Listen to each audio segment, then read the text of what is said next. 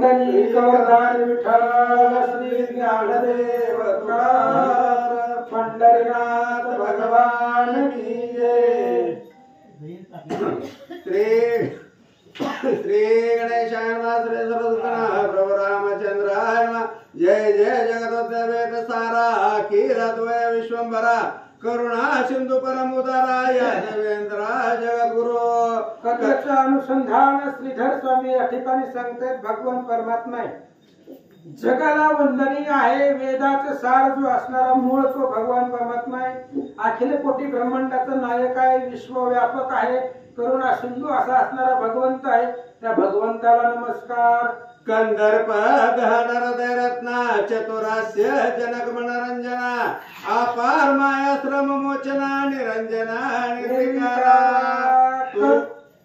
कंदम ते असणारा कंदर्पाचे सुद्धा जे काही तेज आहे मदनाचं, त्या मदनाला सुद्धा लाजवणार मदनाचं हृदय तुम्ही त्या ठिकाणी आहेत। ब्रह्मदेवाचे पिताश्री तुम्हाला म्हटलं जातं, ब्रह्मदेवाचे वडील तुम्ही आहात। आणि जी काय असणारी मोहमाया आहे त्या मोहमाया सुद्धा याच्या पलीकडचे तुम्ही भगवंत आहात। महाराज सांगतात तो दानव कानन वैश्वानर की साधू हृदय अरविंद भ्रमर या ज्ञान तमनाशक मित्र की आनंद क्षेत्र पिकले जे। आणि तुम्ही कसे आहेत, दानव रूपी अग्नी जाळण्याचं काम तुमचं आहे। दानव रूपी अग्नी दहन तुम्ही करता। साधूचं हृदय म्हणजे तुम्ही आहेत, साधूचं हृदय असणारे तुम्ही आहात। अज्ञान रूपी अंधार घालवणारा आणि ज्ञानाचा सूर्य उगवून देणारे तुम्ही आहात। महाराज सांगतात संसार गजमद मन मृगेंद्र भक्त मन चकोर सुधाकर दुःख पर्वत भंजन वज्रधर यादव कुळी अवतारला। आणि संसार एक हत्ती आहे, ते हत्ती रूपी संसाराला मारण्यासाठी सिंह लागतो आणि त्या हत्ती रूपी संसाराचा घात करण्यासाठी तुम्ही मृगेंद्र म्हणजे पंचानन आहात। पुन्हा भक्ताच्या मनातलं जाणणारे चकोर पक्षी तुम्ही आहात आणि दुःखाचं पर्वत दहन करणारे तुम्ही आहात। महाराज सांगतात देवात्मा राम अनंत ब्रह्मांड फलांकित द्रुम परात पराजिता नाम मेघ श्याम सगुण तू। आणि तुम्ही देवादिदेव आहात आणि आत्माराम आहे। तुम्ही कसे आहेत, आत्माराम आहे, आतमधलं जाणणारे तुम्ही आहात। आपण म्हणतो कोणाला काही कळत नाही पण त्यालाच सगळं कळतंय, बाकी त्याच्यापेक्षा दुसरं कोणाला काही कळत नाही। अंतरात्मा श्री रामचंद्र असे असणारे तुम्ही अंतर जाणणारे अंतरात्मा आहात। अनंत ब्रह्मांड जी काय असणार फळ आहे ते अनंत ब्रह्मांडाचे फळाचं मुख्य झाड म्हणजे तुम्ही आहात। आणि परात्पर अधिक आहे तुम्ही अनाम आहे, तुम्हाला नावही नाही आणि असा असणारा भगवान परमात्मा तुम्ही सगुण आहात असं श्रीधर स्वामी सांगतात। असो 22व्या देखतन भस्म करोनी काळ यवन जरा संदासी त्रास होऊन आला जग जीवन द्वारकेशी। पाठीमागच्या 22व्या अध्यायामध्ये आपण काय कथा ऐकली, 22व्या अध्यायाच्या अंतीला काळ यवनाला भस्म केला, मुचकुंदाला दर्शन दिलं भगवंतानी आणि मुचकुंदाला ज्ञान उपदेश केला आणि मुचकुंद विवराच्या बाहेर आल्याबरोबर त्याला कलीचं दर्शन झालं।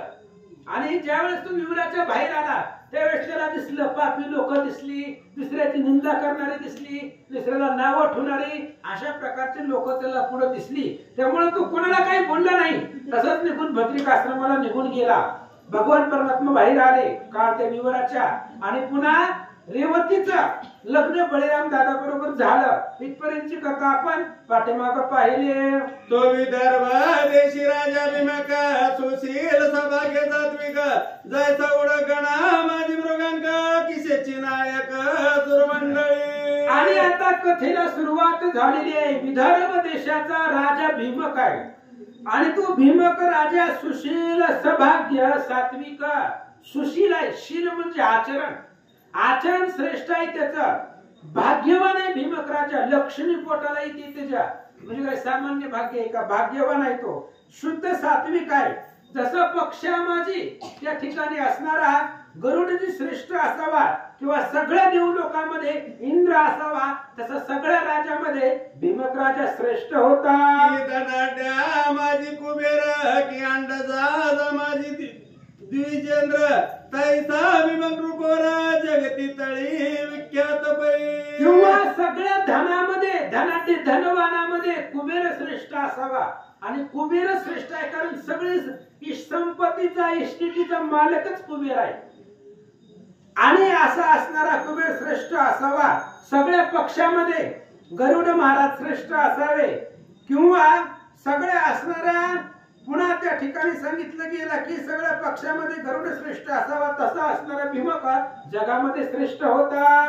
की तो भजन गंगेचा लोट की निश्चय रत्नाचा मुकुट की सत्व वैरागरीचा मुसुबट दिव्य हिरा प्रगटला. तो भीमक राजा म्हणजे हिरा. हिरा भजन मार्गाचा असणारा श्रेष्ठ होता. तो भगवंताच्या भजनामध्ये तो तल्लीन होता.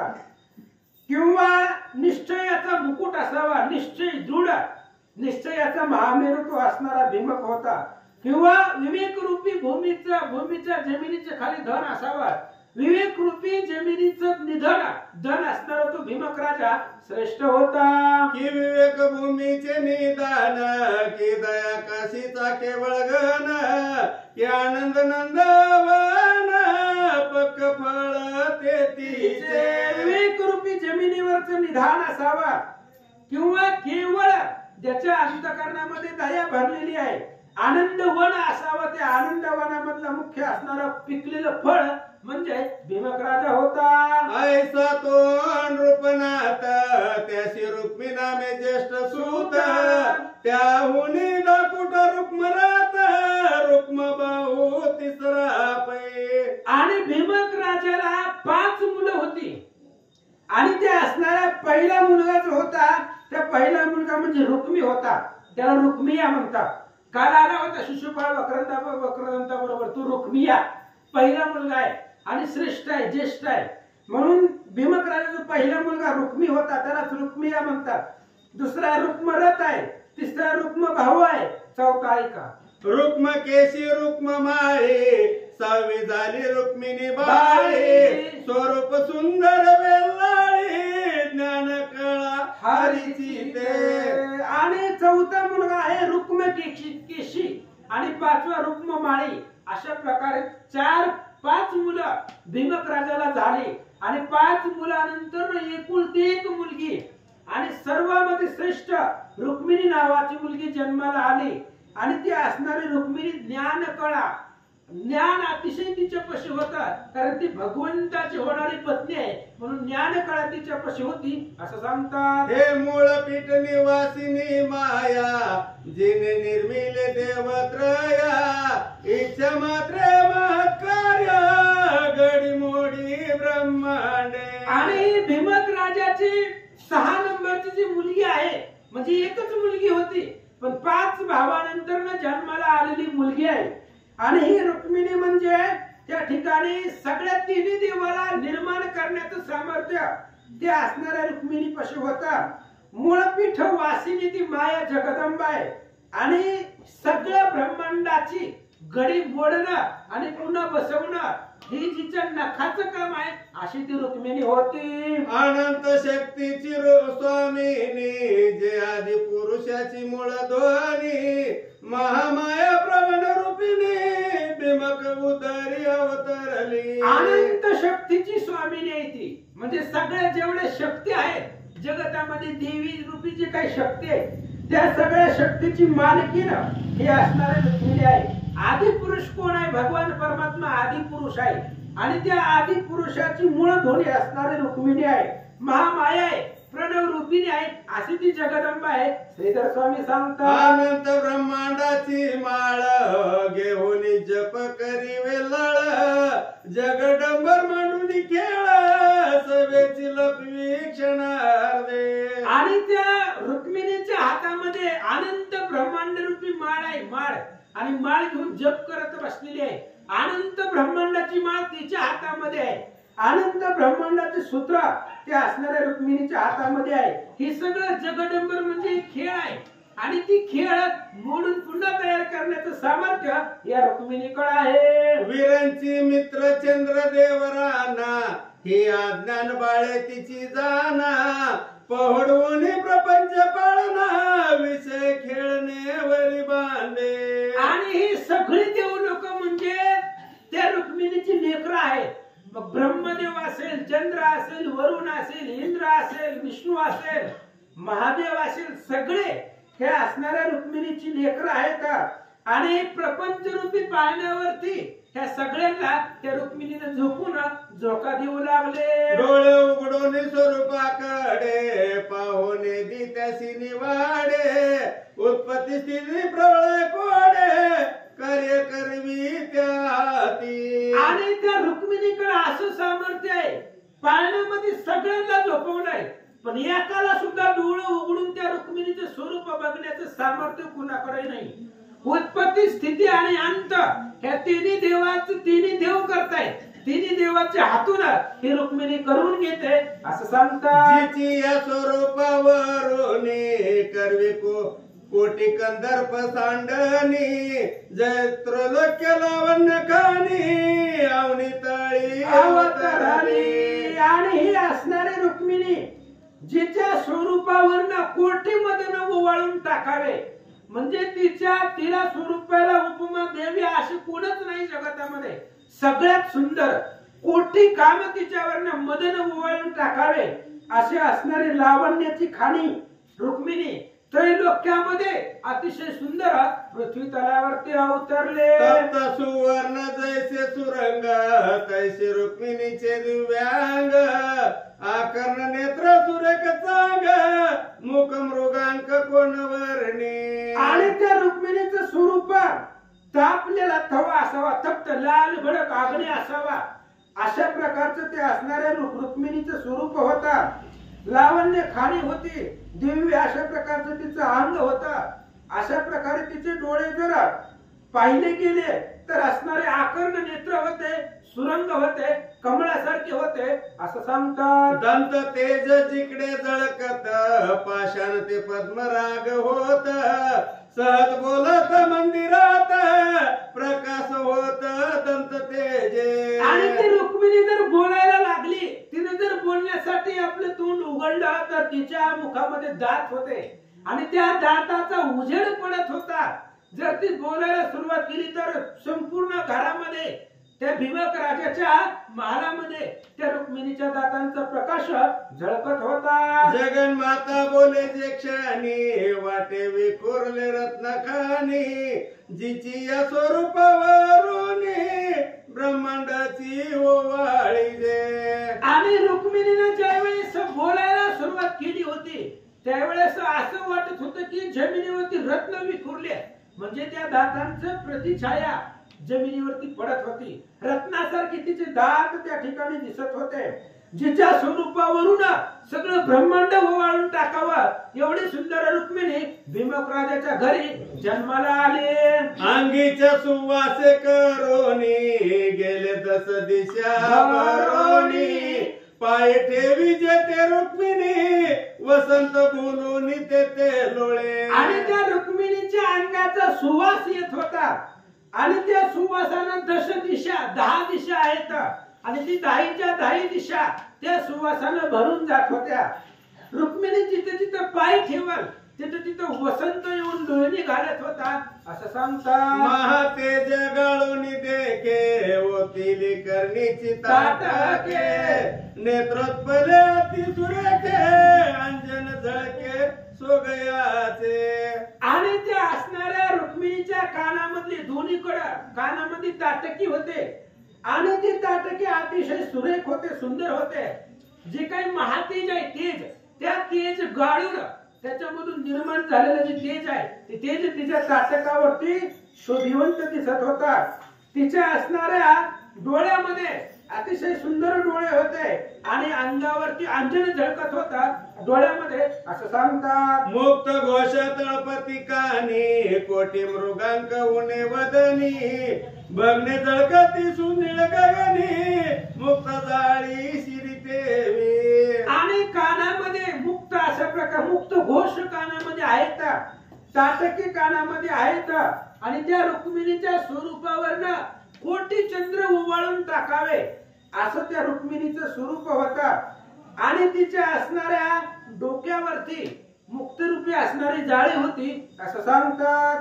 सांडोनी त्रिव्रता सकळ वाट मित्र झाला शिस्त फुल शीतलवत्व सांडोनी समूळ मृगांक शिरी विलसे पै. आणि त्या रुक्मिणीच्या डोक्याकडे जर पाहिलं गेलं डोक्यातले केसांकडे तर ते असं दिसत होतं की सूर्यच तिच्या असणाऱ्या डोक्यामध्ये फुल म्हणून बसलेला आहे, वसवलेला आहे.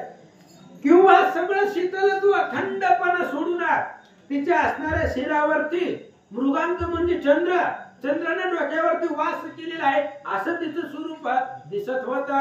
कस्तुरी माळवट विलसे बाळी नासिकी दिव्य मुक्तिके जळाळी शुभ्र वस्त्र मुक्त लग कंचोळी एकावळी डोलत. आणि तिच्या असणाऱ्या कपाळावरती कस्तुरीचा मळवट लावलेला होता. कस्तुरी रूपी मळवट तिच्या असणाऱ्या कपाळावरती लावलेला होता. तिचं नाक रुक्मिणीचं सुरेख होतं, सरळ होतं, सुंदर होतं. आणि अंगावरती शुभ्र अशा प्रकारची वस्त्र होती, शुभ्र कांचोळी होती असं सांगतात. बाहू वसने रत्न जडित वज्र सुमे मंडित हस्त दशांगुळी मुद्रिका जळकत अवतार स्वरूप हरीच्या. जसं भगवंताचं अवतार स्वरूप आहे म्हणजे जसं भगवंताचं रूप आहे तसं रुक्मिणीचं भासत होता. रुक्मिणीच्या बाहूला बाहुभूषणे होती, मनगटाला आभूषण लावलेली होती, ती रत्न जडित होती, रत्नाची होती, आपल्यासारखी सर्वसामान्य नव्हती. हातामध्ये चुडे होते आणि ती चुडे वज्रासारखे त्या ठिकाणी कठीण होते. अंगावरती त्या हातामध्ये 10 हाताला अंगठ्या लावलेल्या होत्या. 10 बोटामध्ये हाताला बोट आहेत 10 आणि 10 बोटामध्ये अंगठ्या होत्या आणि त्या अंगठ्याचं तेज झळकत होता. जसं भगवंताचं स्वरूप दिसावं तसं रुक्मिणीचं दिसू लागलं. चरणी नुपुरे ऋणजुनती चालता धन्य झाले मनीक्षिती सहज विलोकी जिकड्याची शक्ती ते तात्काळ होती सज्ञान.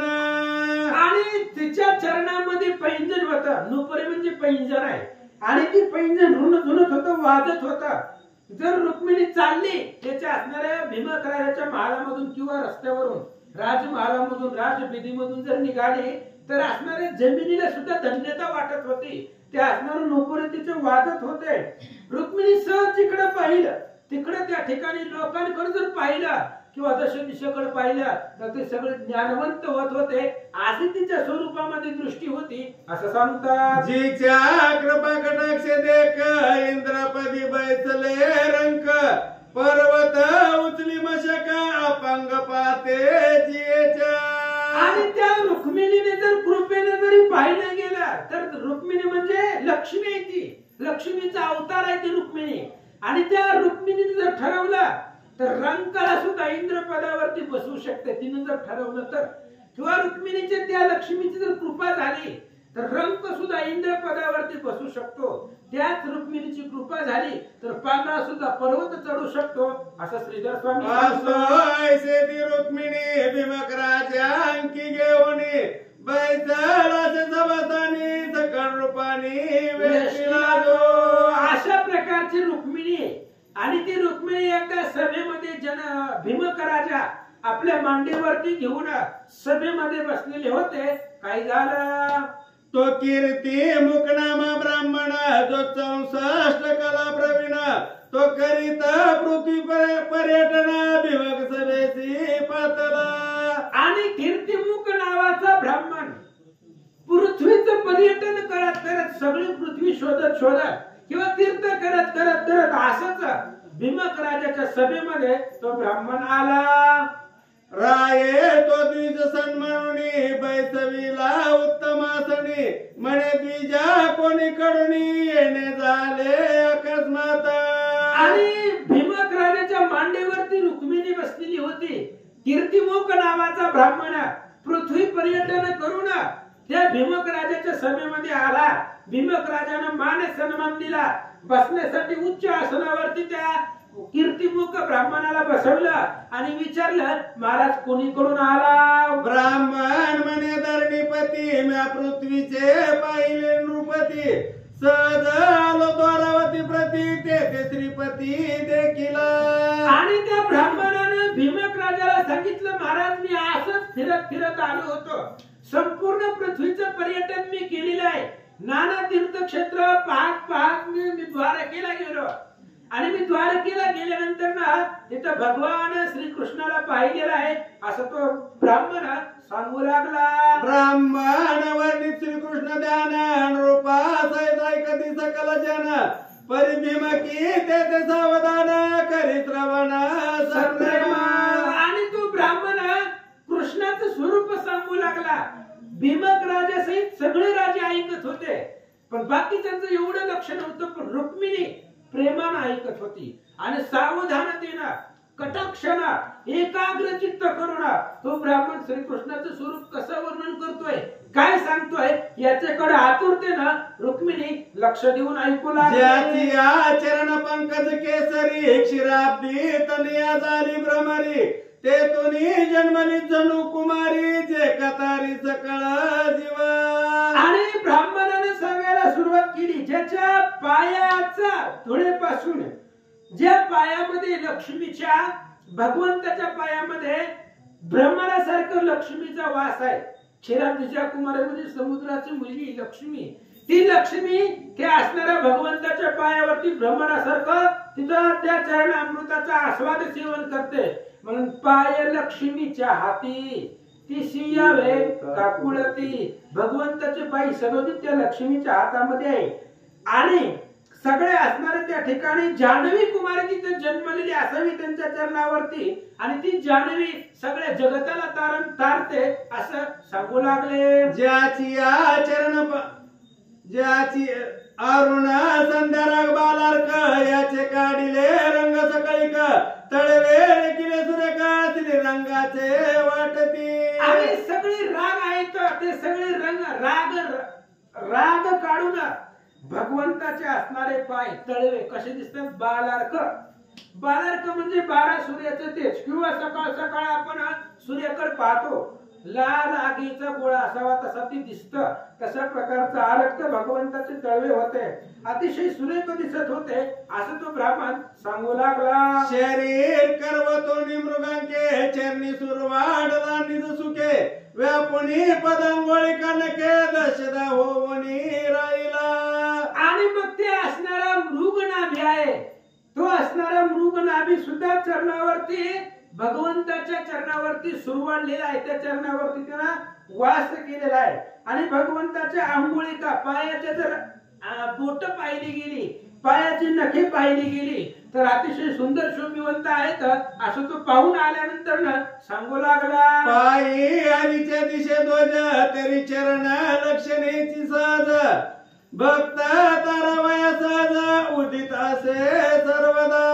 भगवंताच्या पायावरती ध्वज आणि मुद्रा, त्या ठिकाणी असणारा पायाला पद्म आहे आणि पायावरती ध्वज आहे, आणि त्याच पायावरती चरणाचं हेच लक्षण आहे भगवंताच्या, म्हणून चरण दर्शन श्रेष्ठ आहे.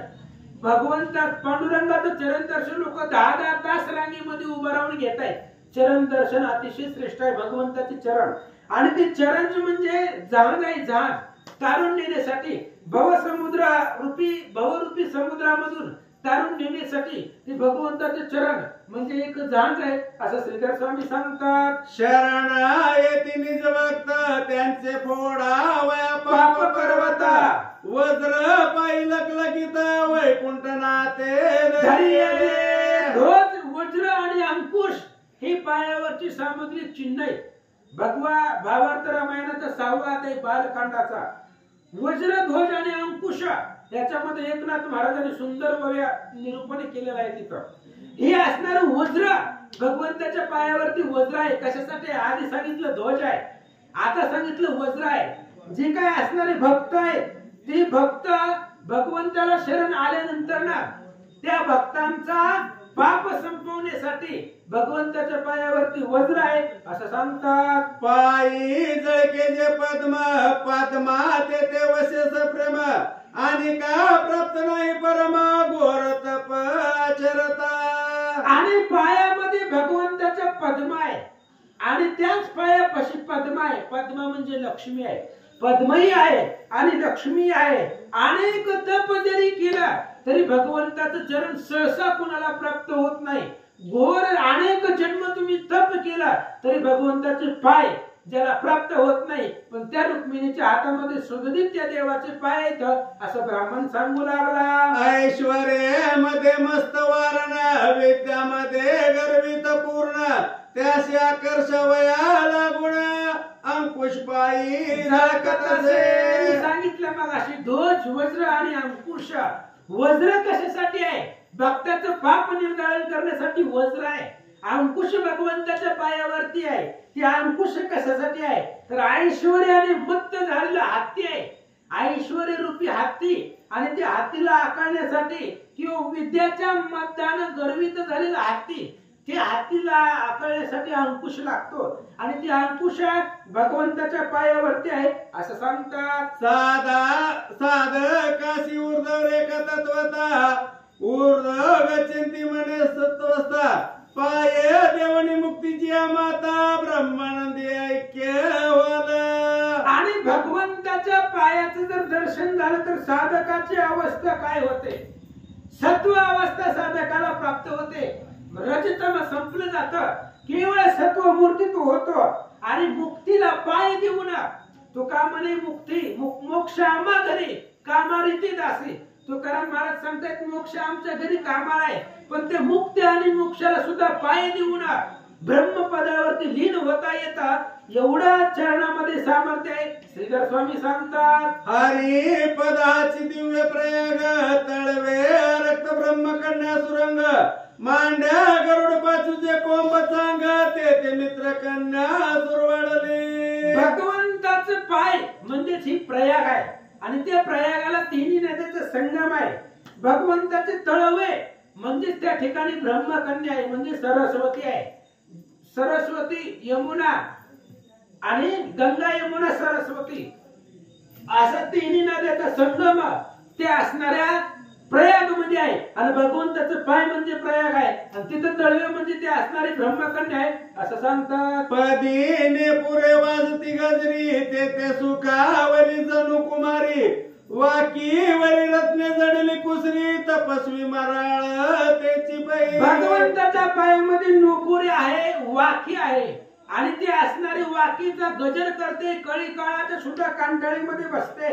अशा प्रकारचं असणारी नोपुरे पायामध्ये वाजत आहे, ते गर्जना करताय आणि त्या पायामध्ये जानवी कुमारी म्हणजे असणारी मंदाकिनी गंगा आहे. ती भगवंताच्या पायामधून तिचा उगम आहे आणि ती असणारी तिथं सुखावली गेलेली आहे. तिला आनंद वाटलेला आहे. वाकी आहेत त्या वाकीवरती रत्न जडलेलं आहे असं स्वरूप सांगू लागले. गोटे शोभती वर्तुळ जैसे यंत्री कातिले इंद्र निळ पोटरिया सुनीळ सुडाळ जेवी निराळ गर्भ काढिले.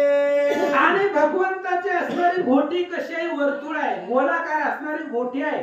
जसं यंत्रामधून इंद्रनीळ काढावं तशा प्रकारची गोल आकाराची घोटी आहे.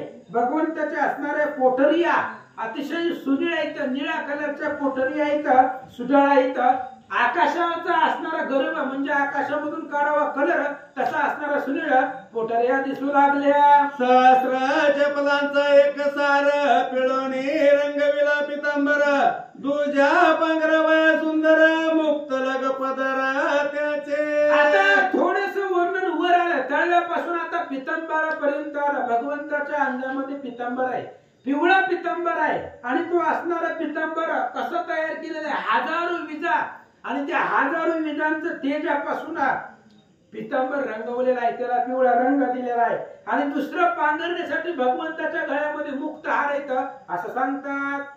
कटी मेकला विराजमान वरी रत्न जैसी चंड किरण सकळ तीव्रता टाकून हरी जगणी सुखावले. आणि भगवंताच्या कमरेवरती मेखळा आहेत आणि त्या मेखळ्यावरती रत्नानं जडवले. रत्न कसे येतात? 1000 सूर्याचं तेज असावे अशा प्रकारचं रत्न ते असणाऱ्या मेखळाला भगवंताच्या लावलेलं आहे. सगळे असणाऱ्या तीव्रता टाकून साधू संत तिथं सुखावलेले आहे. जैस्या वेदांतीच्या श्रुती स्पष्ट तैस्या ऋणदुंती शूद्र घंटा हृदय कौतुक सदैव मोठा मध्यान्वीचा सूर्य जेवी. वेदांत आणि श्रुती आहेत. जशा प्रकारे श्रुती असाव्या तशा क्षुद्र घंटिका कमरेला करधुळ आहे आणि त्या करधुळाला बारीक बारीक बारीक घंटी असतात लहान लेकराच्या बघा. आणि ते असणारे क्षुद्र घंटिका अतिशय त्या ठिकाणी ऋणझुण करतायत. हृदयामध्ये कौस्तुभ मणी आहे असं सांगतात. त्रिवळी नाभी वर्तुळाचे ते जन्मला चतुर्वक्र बाळ विशाळ हरीचे वक्षस्थळ भक्त प्रेमळ राती ते. आता भगवंताच्या हृदयामध्ये कौस्तुभ मणी आहे. थोडस वर आलं कपाळावरती त्रिवळे आणि असणाऱ्या सतचित आनंद या स्वरूपाच्या त्रिवळी भगवंताच्या कपाळावरती लावलेले आहेत. आणि त्या असणाऱ्या पुन्हा मध्यान्हाचा सूर्य असावा दुपारचा तशा प्रकारच्या त्या त्रिवळी शोभून दिसत आहेत. पुन्हा नाभी कमळामधून ब्रह्मदेवाचा जन्म झालेला आहे. वक्षस्थळ अतिशय सुंदर आहे आणि त्या वक्षस्थळामध्ये सगळे भक्त लोकांचा वास आहे असं सांगतात. वैजयंती डोलता गळा परिते लागली चरण कमळा हरिपदी प्रतापगळा ते तिचा सोहळा भोगित. आणि गळ्यामध्ये वैजयंती माळा आहेत आणि ते सुद्धा भगवंताच्या चरणा कमळावरती शोभिवंत दिसत आहेत. भगवंताचा प्रताप आगळा आहे, सगळ्यांपेक्षा श्रेष्ठ आहे. आणि ती सोहळा भोगीत असणारी ती लक्ष्मी पायावरती वास करते असं सांगतात. श्री गणेशाय नमः, श्री पांडुरंगाय नमः, श्री प्रभू रामचंद्राय नमः. वैजयंती डोळत गळा परिते लागली चरण कमळा हरिपदा प्रताप आगळा तयाचा सोहळा भोगीत. वैजयंती भगवंताच्या गळ्यामध्ये वैजयंती माळ आहे. पण ती असणारी वैजयंती गळा सोडून भगवंताचा असणारा कंठ सोडून चरण कमळाला लागलेली आहे. कारण भगवंताचा प्रताप वेगळा आहे आणि चरणाचा आनंद ती वैजयंती माळ घेऊ लागले. देवी आणि गुरु दोघे येवोनी कुंडल रूपे लागले हरी निशामणी आणि दिनमणी पुस्तकानी विचार. भगवंताच्या कानामध्ये दोन्ही कानामध्ये कुंडल आहेत आणि त्या कुंडलाच्या रूपामध्ये कवी आणि गुरु त्या ठिकाणी कानामध्ये येऊन विराजमान झाले. जसं चंद्र आणि सूर्य असावे ते कानामध्ये येऊन काहीतरी विचारतायत भगवंताच्या तशा प्रकारचे ती कुंडल दिसू लागले. परम उदार वेल्लाळ मुख कपाळी मृंग मदांचा तिळक मधुमासीचा सतेज अर्क जैसा मुकुट झळक तसे. आणि आता भगवंताचा मुखचंद्र जर पाहिला गेला तर अनंत जन्माचे विसरती दुःख पाहता तुझे मुख पांडुरंगा अशा प्रकारचं सुरेख उदार आणि सुहास्य मुख आहे.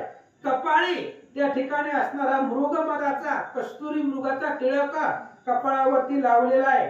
आणि जशा प्रकारे सतेज अर्क असावा सूर्य तेजस्वी असावा तशा प्रकारचा कपाळावरचा तो असणारा टिळा दिसू लागलेला आहे. मुकुट सूर्यासारखा झळकू लागलेला आहे असं सांगतात. बिंब रंगायचे आदर दंतपत्ती पंक्ती सुरेख सुंदर वळीने बैसले रोहिणीवर कैसे तेज झळक तसे.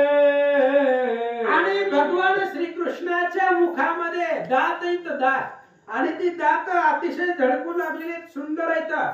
दाताच्या जे काही वळीत लाईन आहे ती दात असे दिसत होते की कोटी चंद्र भगवंताच्या मुखामध्ये लाईनीने बसवावे अशा प्रकारचे ते दात बाहेरून पाहणाऱ्याला दिसू लागले. कैसे श्री हरीचे दंत बोलता ब्रह्मांड उजळत वदनावरून कोटी रती कांत वाळूनी टाकावे. तशा प्रकारचे भगवंताचे दात आहेत. तैसे श्रीहरीचे दात कसे जशा प्रकारे चंद्र लाईनीने बसावे तशा प्रकारचे असणारे दात भगवान श्रीकृष्णाचे दिसू लागलेले आहेत. जर श्रीकृष्णाने बोलायला सुरुवात केली तर अनंत ब्रह्मांडामध्ये उजेड पडावा एवढा प्रकाश त्या दातांचा होता. आणि मुखावरून कोटी असणारे मदन वळून टाकावे असं वाटत होतं. निराळ वारणाचे सुट सुन्ना दंड तैसे चारी हस्त प्रचंड हस्त कटके हाती सुगड यंत्राकार मुद्रिका. आणि भगवंताचं हात चतुर्भव आहे, 4 हात भगवंताला आहे. हातीच्या सोंडेसारखे त्या ठिकाणी हात भगवंताचे आहेत आणि त्या हातामध्ये शस्त्र अस्त्र आहेत. कोणते कोणते आहेत ऐका. दंडी कीर्ती वदने झळकती ते प्रताप किरणे तळपती शंख चक्रादी आयुधे विराजती कोण मूर्ती वर्णवेती. आणि भगवंताची मूर्ती आहे ती कोणालाच वर्णन करता येत नाही. सुहास्य मुख आहे, उदार मुख आहे आणि हातामध्ये त्या ठिकाणी 4ही हातामध्ये शस्त्र अस्त्र आहे. मग शंख आहे, गदा आहे, चक्र आहे, अशा प्रकारची आयुध त्या भगवंताच्या हातामध्ये. आणि अशी मूर्ती आहे, त्या मूर्तीचं वर्णन कोण करणार आहे? श्रीधर स्वामी सांगतात. श्यामलांगी उठी शुभ्र वाटे भेटू आला कर्पूर गौर चंदन रूपे सत्वर हरी अंगी मिसळला. आणि चंदनाची उटी भगवंताच्या अंगावरती लावलेली आहे आणि ती असणारी उटी लावल्यानंतर ना जसं कर्पूर गौर म्हणजे महादेवाचे भेटीला आले असावे तशा प्रकारची चंदनाची उटी लावलेली आहे. चंदन रूपी असणारे महादेवजी भगवंताच्या हृदयामध्ये विलीन झालेली असावे असं वाटू लागलं होतं. इंद्रनिळाची मूर्ती वरी आवरण घातले काश्मीरी की मित्र कन्येवरी जन्नू कुमारी की निर्मळांबरी शशी प्रभा. इंद्रनिळावरती काश्मीरीचं आवरण घालावं किंवा ते असणाऱ्या नदीवरती जान्हवी कुमारी म्हणजे असणाऱ्या त्या गंगेवरती मंदाकिनीवरती आकाशाची प्रभा असावी तशा पद्धतीचे चंदन भगवंताच्या अंगाला लावलेलं होतं. घनश्याम कोमलांग तैसा चंदन दिसे सुरंग पूर्ण ब्रह्मानंद श्रीरंग अक्षय अभंग मूर्ती जे. भगवंताचं अंग कोमल आहे, एवढं कोमल आहे. चंद्राची किरण सुद्धा खुपतीला एवढा असणारा कोमल भगवंताचं शरीर आहे आणि त्या शरीराला चंदन लावलेलं आहे. अतिशय सुंदर शरीर दिसू लागलेलं आहे परंतु पूर्ण ब्रह्मानंद आहे आणि असा असणारा अक्षय आहे, अभंग आहे असं सांगतात. करणी भरला जेव्हा विशेष अंगीचा जो दिव्य सुवास सप्तावरण समास भेदुनी जाये पहिलकडे. आणि भगवंताच्या कानामध्ये कुंडल आहेत, तेही शोभिवंत दिसू लागलेली आहेत आणि भगवंताच्या अंगावरती दिव्य अशा प्रकारचा सुवास आहे आणि तो सुवास सप्त आवरणाच्या पलीकड भेदून जाईल एवढा असणारा सुगंध भगवंताच्या अंगापासून येऊ लागला. आईशे देवज वर्णिता हरिघान हृदये कसावला जगान मवन भीमकी सद्गद होऊन मूर्छा येवनिया पडेली. आणि अशा प्रकारचं स्वरूप आतापर्यंत आपण ऐकलं. 60 वर्ष श्रीधर स्वामींनी खर्च केले फक्त भगवंताचं स्वरूप वर्णन करायला. आणि अशा प्रकारचं स्वरूप कोण सांगत होता? कीर्तिमुख नावाचा ब्राह्मण आहे. भीमक राजाच्या सभेमध्ये तो सांगत होता. ऐकणारी रुक्मिणी आहे, आपल्यासारखं नव्हती ऐकत, एकाग्र चित्तानं ऐकत होती. आणि असं स्वरूप कृष्णाचं ऐकलं गेलं त्यावेळेस रुक्मिणीला मूर्छा आलेली आहे आणि मूर्छेनं येऊन ती असं सभेमध्ये पडली गेली. एक मनती बाधा झाली, एक मनती पुते गेरली, परी महापुते व्यापिली ते समजले रायाचे. आणि रुक्मिणी राजकुमारी आहे. ज्यावेळेस त्या कीर्तिमुख ब्राह्मणानं कृष्णाचं स्वरूप वर्णन करून सांगितलं त्यावेळेस ती रुक्मिणी मूर्छेत येऊन पडली, चक्कर येऊन पडली. पण बाकीची सभेमध्ये असणारे बोलू लागले चक्कर आली असेल किंवा काही म्हणू लागली भूताची बाधा झाली असेल. पण जनक राजाच्या लक्षामध्ये आलं, भीमक राजाच्या, की याला मोठं रुक्मिणीची काही बाधा झालेली आहे, ती सगळ्यात मोठ्या भूताची बाधा झाली असं लक्षात भीमकाच्या आलं. ऐकता श्रीकृष्ण ध्यान भीमकी पडली मूर्छा येऊन आता हे करावे कृष्ण अर्पण मनी निर्धार धरला.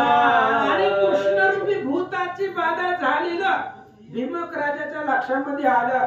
भीमक राजानं पाहिलं गेलं, रुक्मिणी मूर्छित का पडली. भगवान श्रीकृष्णाचं स्वरूप तिने ऐकलं, त्या स्वरूपामध्ये ती तल्लीन झाली आणि चक्कर येऊन पडली. ही ज्या वेळेस भीमक राजानं पाहिलं गेलं त्यावेळेस भीमक राजानं दृढ निश्चय केला की ही आपली मुलगी कृष्ण अर्पण करून टाकायची. राजा सांगे सुतमती ते रुक्मिणी द्यावी श्रीपती ते येरी हर्षली परम चित्ते म्हणे हेची मज आवडे. आणि शुद्धमती भीमक राजाच्या पत्नीचं नाव आहे आणि सुमेधा जनक राजाच्या पत्नीचं नाव आहे, माहिती असावं आपल्याला. आणि शुद्धमतीला भीमक राजा सांगू लागला आपल्या पत्नीला आपली मुलगी कृष्णाला द्यावी आणि कृष्णार्पण करावी. कृष्णासारखा नवरा रुक्मिणीला जगतामध्ये मिळणार नाही, म्हणून कृष्णाला द्यावी ही माझा ठाम निश्चय आहे, असं आपल्या पत्नीला भीमक राजा बोलतात.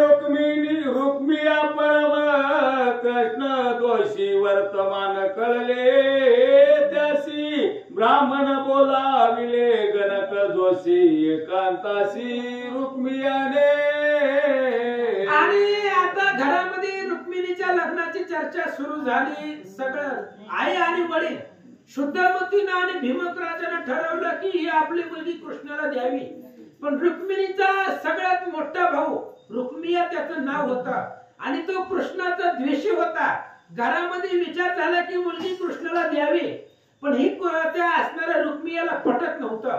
म्हणून त्यानं जे काही ब्राह्मण होते पत्रिका पाहणारे ते सगळे एकत्र बोलवले आणि त्या ब्राह्मणाच्या कानामध्ये रुक्मिया काय सांगतो. मने घटित कृष्णाशी घडत नाही सांगा रायासी रुक्मिणी द्यावी शिशु पाळासी एके उभयातासी दृढासे. आणि त्या रुक्मियानं सगळे जे आसपासचे पंचकृषी मधले ब्राह्मण लोक जवळ बोलवले आणि ब्राह्मणाला सांगितलं हे बघा राजाला जाऊन सांगा रुक्मिणीची आणि कृष्णाची पत्रिका जुळत नाही, त्याच्यामध्ये दोष येतील असं तुम्ही राजाला सांगा. आणि ही मुलगी शिशुपाळाला द्यावी, शिशुपाळाचं आणि रुक्मिणीचं लग्न जमेल किंवा त्यांची पत्रिका शुद्ध आहे, त्यांच्या पत्रिकेमध्ये काही दोष नाहीये असं तुम्ही राजाला सांगा, असं रुक्मिया बोलू लागला. राया देखता सभे भीतरी रुक्मिया कृष्णाची निंदा करी म्हणे पुरुषार्थी वीर प्रतिवीवरी दोंडोनी बरा काढिला. आणि ज्या वेळेस राजाने ठरवलं की आपली मुलगी कृष्णालाच द्यावी त्यावेळेस सगळ्या सभेमध्ये रुक्मिया भर सभेमध्ये बोलू लागला, कृष्णाची निंदा करून सांगू लागला, भीमक राजाला बोलू लागला. संपूर्ण त्रिभुवनामध्ये अनेक राजा आहे आणि या सगळ्या राजामध्ये तुम्ही काय असणारा जावई म्हणून निवडलाय असं तो रुक्मिया बोलू लागला. महाकपटी गोरस चोर गोकुळ चौंडाळीले समग्र त्रिभुवना माझी ऐसा जार दोंडीताही न सापडे. ओम श्री गणेशाय नमः, श्री सरस्वती नमः, श्री सीतारामचंद्राय नमः. चोरी केली गोकुळे म्हणून गवळणी बांधते उखळे कालिया घासून किरडे मारिले म्हणून पुरुषार्थ मिरवित. आणि रुक्मिया सभेमध्ये सांगू लागला काय तुम्ही जावई निवडलाय त्या कृष्णाला, अरे त्या कृष्णाला स्त्रियांनी उखळाला बांधलेला आहे, घरोघरी चोऱ्या करत होता म्हणून, आणि त्याच्याकडे पुरुषार्थ तरी काय आहे त्या कृष्णाकडे. आगासूर आणि कालिया ही सापाची पिल्ली होती आणि त्या सापाच्या किरड्याला मारलेला आहे आणि एवढ्यावरच तो स्वतःचा पुरुषार्थ मिरवतो असं रुक्मिया बोलू लागला. बारुळा ऐसा गोवर्धन उचलो निबलिष्ठ झाला कृष्ण केसी तट्ट मारून पुरुषार्थी म्हणवी आपण. अरे काय त्या कृष्णाचा पुरुषार्थ आहे, त्या कृष्णामध्ये तुम्ही काय पाहिलं म्हणून आपली असणारी माझी बहीण तुम्ही कृष्णाला द्यायचं ठरवलं. अरे वारुळासारखा पर्वत उचललाय, आता वारुळासारखा होता का तो, अख्खा गोकुळाचं रक्षण केलेला एवढा असणारा दीर्घ पर्वत आहे, कितीतरी गाव ते असणाऱ्या पर्वतामध्ये सामावलेली होती. असा गोवर्धन पर्वत उचललाय. पण तो रुक्मिया सांगू लागला वारुळासारखा पर्वत कृष्णानं उचललाय. केशी नावाचा अश्व घोडा मारलेला आहे त्याला आणि एवढ्यावरच तो स्वतःला पुरुषार्थी म्हणून घेतोय आणि तो तुम्ही जावई निवडलाय असं रुक्मिया बोलू लागला. अग्निस्तंभ जाणे कपट कळा या लागी वनमामुखी गिळला कपटेची कंस हरविला परिवारा समवे. आणि त्याने गिळला असेल 12 गाव अग्नी पण त्याला ती कापट्टी माहिती होता अग्नी कसं गिळायचं हे त्याचा अभ्यास त्याच्यामध्ये झालेला होता म्हणून छोटासा अग्नी त्याने गिळला असेल. बरं कंसाला बी मारलं कपटानं मारलं असेल कंसाला मारलं ती कपटानं मारलं म्हणून एवढ्याने तो कृष्ण पुरुषार्थी होत नाही असं रुक्मिया बोलू लागला.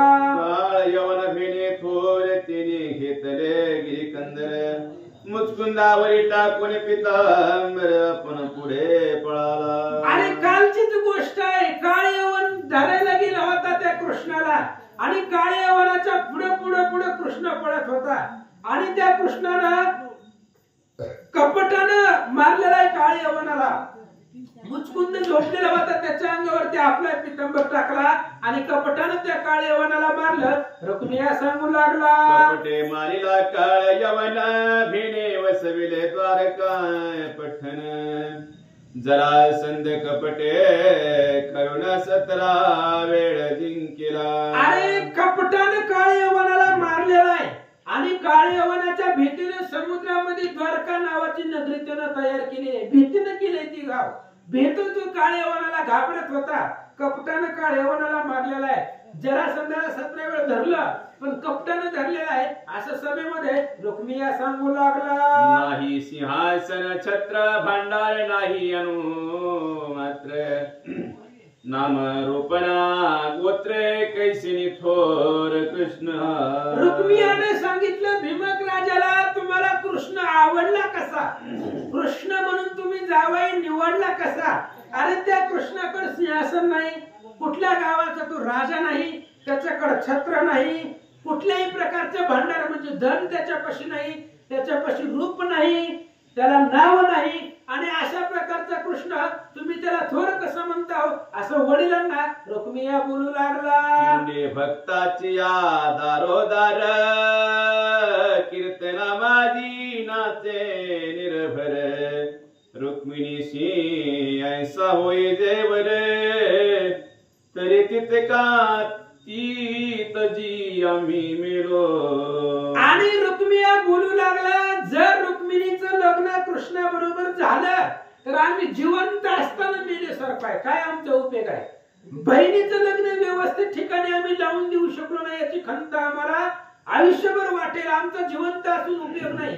अरे काय तो कृष्ण आहे कीर्तनामध्ये नाचतोय भक्ताचा दारोदार हिंडतोय आणि अशा कृष्णाबरोबर आम्ही बहिणीचं लग्न लावलं तर आम्ही जिवंत असून मेल्यासारखं आहे. रुक्मिया बोलू लागला. बाळपणी पुतना सोशिली आरंभीची सी हत्या केली ऐसिया शिवरील रुक्मिणी वेल्हाळी तरी जिताची आम्ही मेलो. अरे त्या कृष्णानं बाळपणी जन्मल्याबरोबर पुतणीला मारलेला आहे म्हणजे लहानपणीच त्या कृष्णाकडून स्त्री हत्या घडलेली आहे.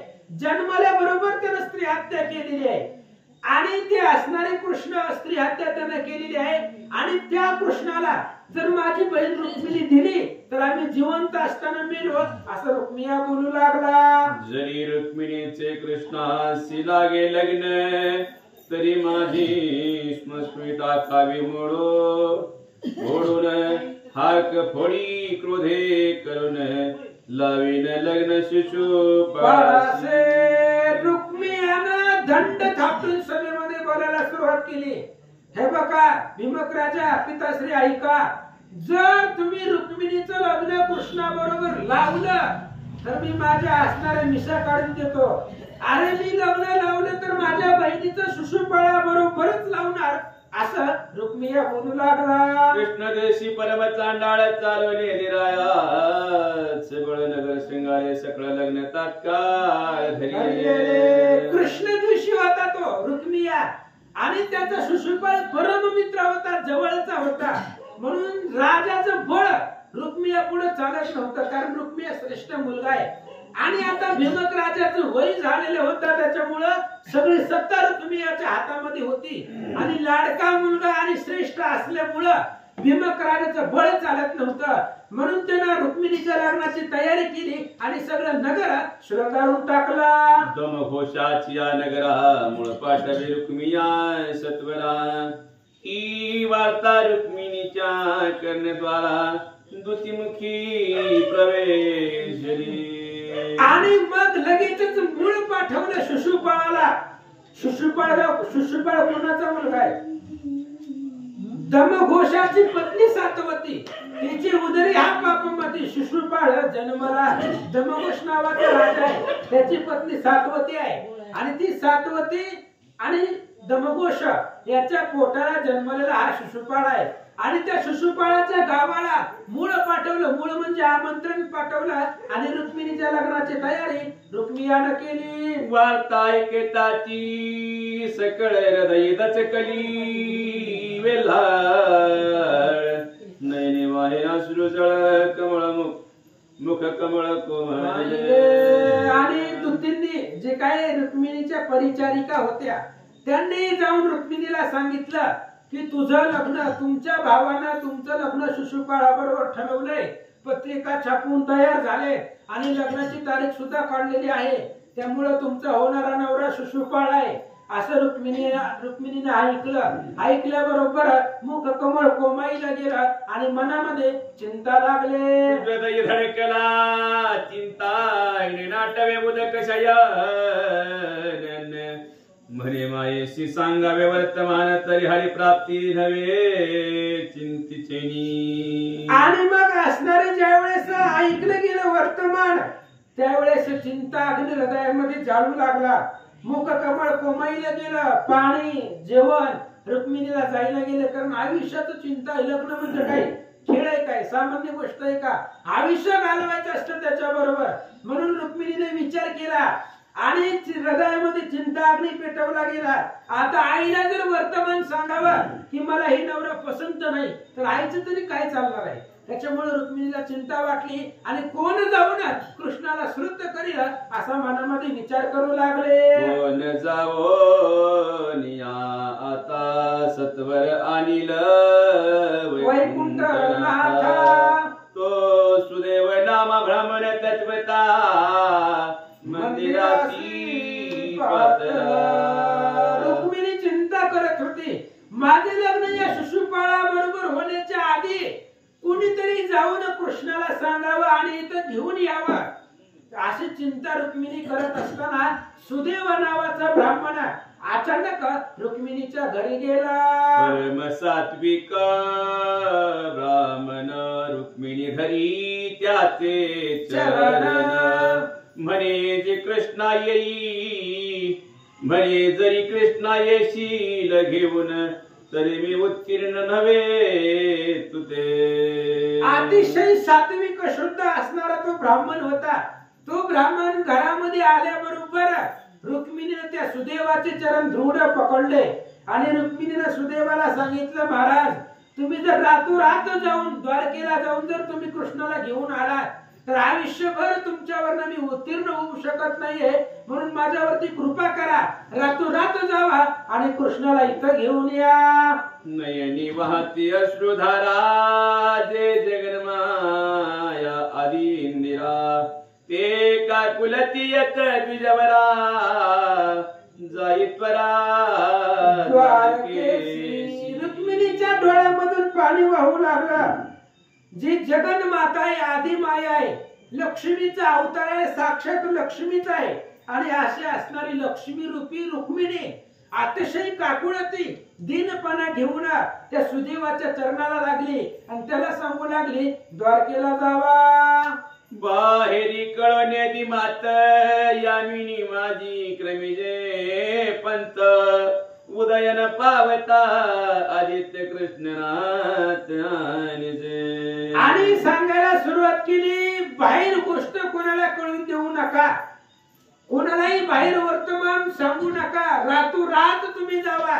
ही वार्ता बाहेर पसरवू नका, द्वारकेला जावा आणि जो असणारा कृष्ण आहे, द्वारकेचा नाथ आहे, त्या कृष्णाला इथं घेऊन या, अशा प्रकारचा निरोप सुदैवानं रुक्मिणीने ते सुदैवापाशी सांगितलेला आहे.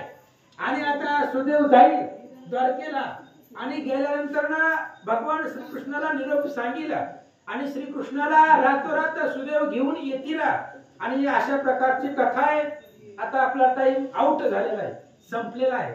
त्याच्यामुळे आता सुदैव महाराज घेऊन जातील, सुदैव घेऊन जाईल, द्वारकेला जातील, कृष्णाला घेऊन येतील आणि ती रुक्मिणी स्वयंवराची कथा उद्याच्याला आपण उर्वरित कथा उद्या ऐकू. पुंडलिक वरदान विठ्ठल श्री ज्ञानदेव तुकाराम पंढरीनाथ भगवान की जय, भगवान